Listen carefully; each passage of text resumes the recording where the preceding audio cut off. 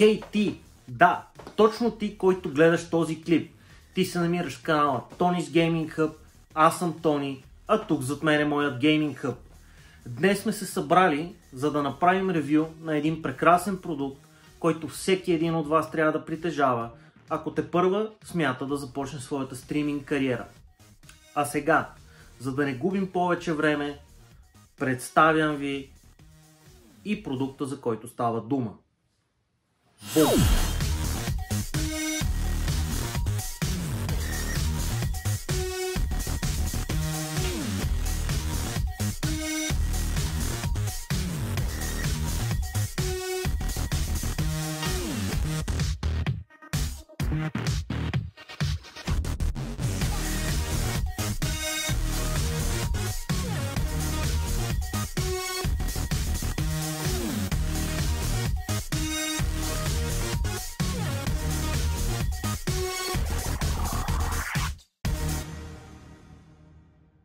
Точно така. Става дума за комплектът от Genesis Radium 400.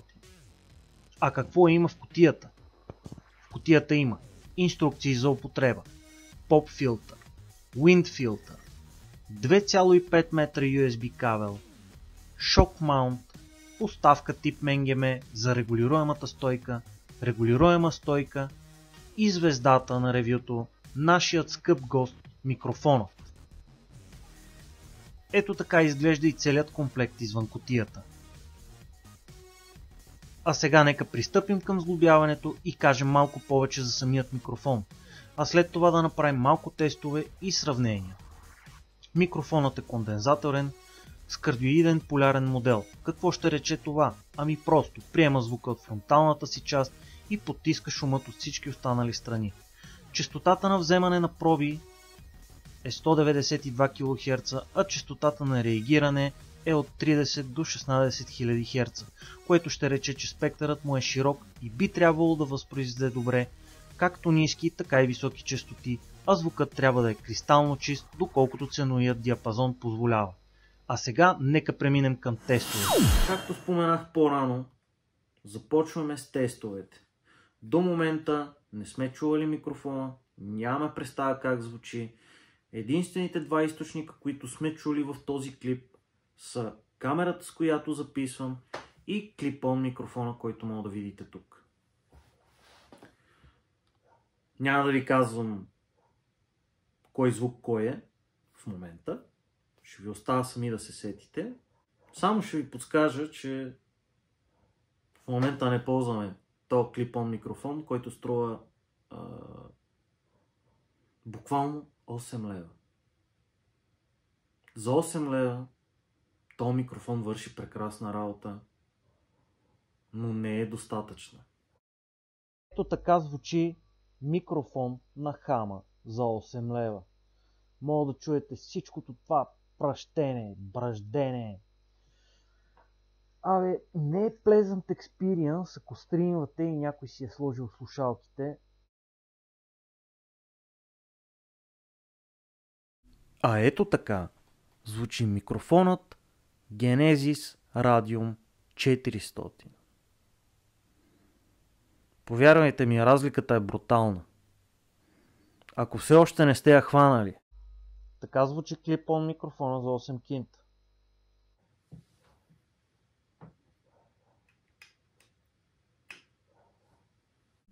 А така звучи Genesis Radium 400. Колко пари струва? Не е много. Нещо в порядъка между 120 и 160 лева, като за тия пари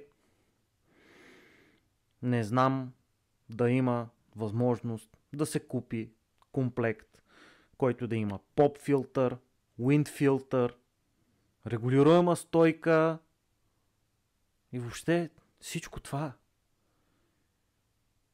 И пак за микрофон, който е на USB. Този микрофон буквално няма никаква настройка. Единствената настройка, която можем да му направим, е просто да намалим или увеличим децибелите от настройките на Windows. Сега вече ако правим някакъв постпроцесинг на аудиото, това е друг въпрос. Там може да се постигнат някакви доста завидни резултати, които няма да ги показваме, защото в момента целта е да чуете как този микрофон звучи out of the box.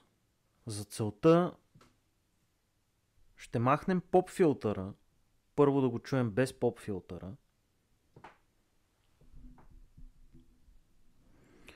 Ето така звучи микрофонът без поп филтър.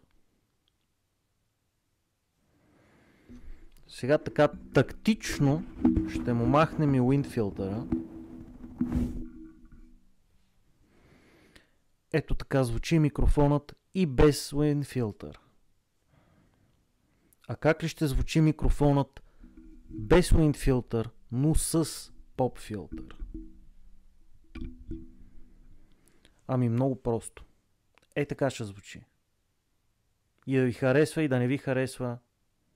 За тия пари толкова. Това е един прекрасен микрофон за стартиране на Twitch канал, например. Ето така се чува от микрофона, от задната му страна.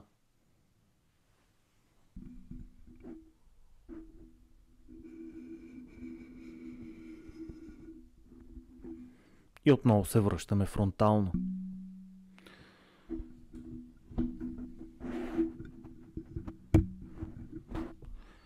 Ето такова качество ще очаквате, ако микрофона ви се намира така близко до бузичката. Няма да казвам за какво точно ми минава през закъла. Чувствам се много така... Много неприятно се чувствам този микрофон така да ме гледа. Смятам, че е нормално. Така се чува от камерата, с която записвам. Така се чува от микрофона Radium 400 на Genesis.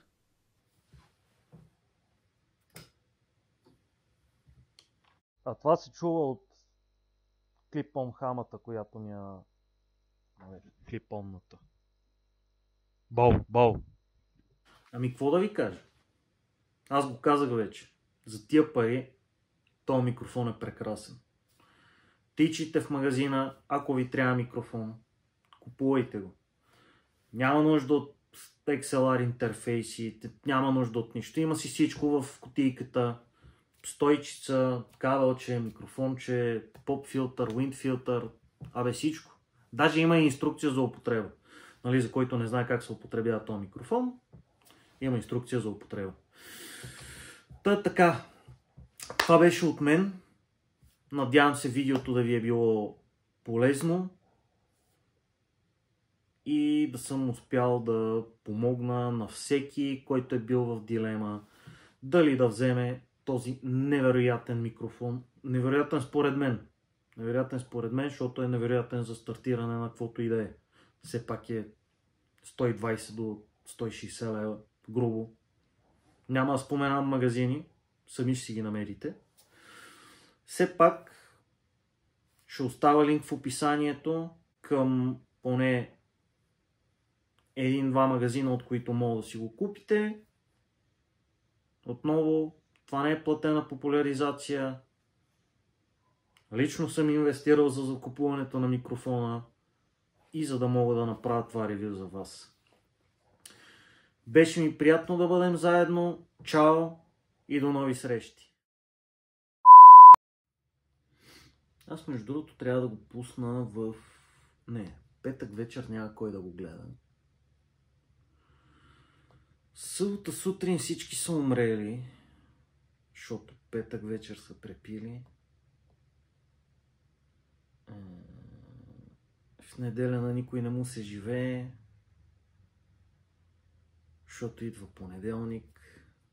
Дали пък да не пуснем клипа в понеделник, когато всички вече са били на работа и са се прибрали от работа и се псуват колко е гаден живота и че трябва да отидат на работа. Това е една голяма дилема, която трябва да разрешим. Аз тепърва започвам.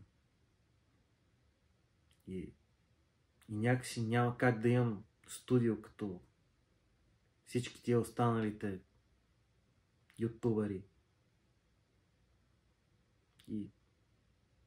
И да мога да се фукам, че имам някакъв невероятен фон, че имам някаква невероятна стая. От тук буквално снимам в отказ от тази до тази плоча, буквално 1,10 м, хора. Нали? Моля ви се. От мен до камерата също е 1,10 м. Реално погледнато ние снимаме в 1 квадратен метър. Бе. Чак аз не мога да повярвам, че в 1 квадратен метър е възможно да се снима толкова добре. Зинедин Зидан. Това е Джеки Чан, ама няма значение.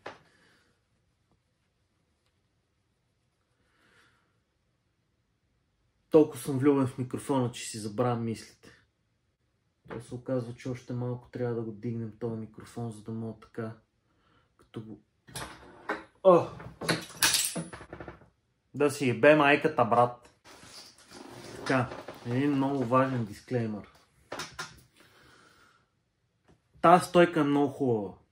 Ето, че дойде време и за същинските тестове. Както мога да се досетите, до момента не сме използвали микрофонът. До сега сте чули звук от точно два източника. Първият е моята камера, вторият е моят клип-он микрофон.